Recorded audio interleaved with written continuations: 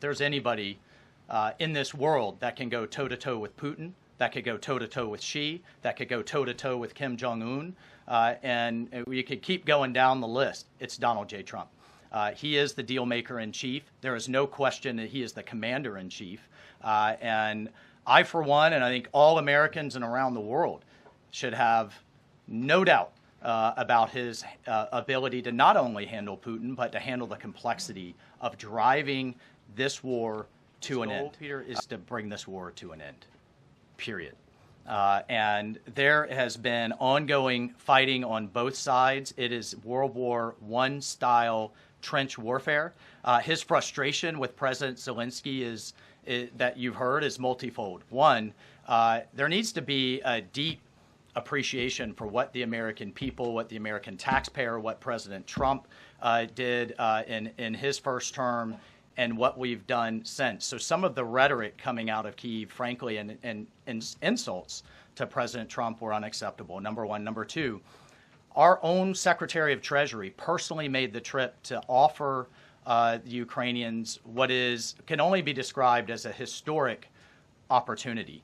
That is for America to co-invest with Ukraine in their minerals, in their resources, to truly grow the pie. So case in point, there's a foundry that processes aluminum in Ukraine. It's been damaged. It's not at its current capacity.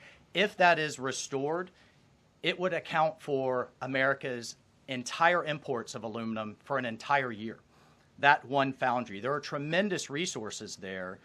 Not only is that long-term security for Ukraine, not only do we help them grow the pie with investments, but we do have an obligation to the American taxpayer in helping them recoup the hundreds of billions that have occurred. So, rather than enter into some constructive conversations about what that deal should be going forward, we got a lot of rhetoric in the media that was incredibly unfortunate. And I could just tell you, Peter, as a veteran, as somebody who's been in combat, this war is horrific.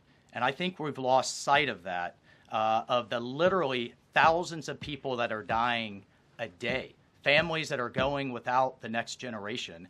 And I find it kind of, frankly ridiculous. So many people in Washington that were just demanding, pounding the table for a ceasefire in Gaza are suddenly aghast that the president would demand one and both sides come to the table when it comes to Ukraine, a war that has been arguably far greater in scope and scale and far more dangerous in terms of global escalation to U.S. security.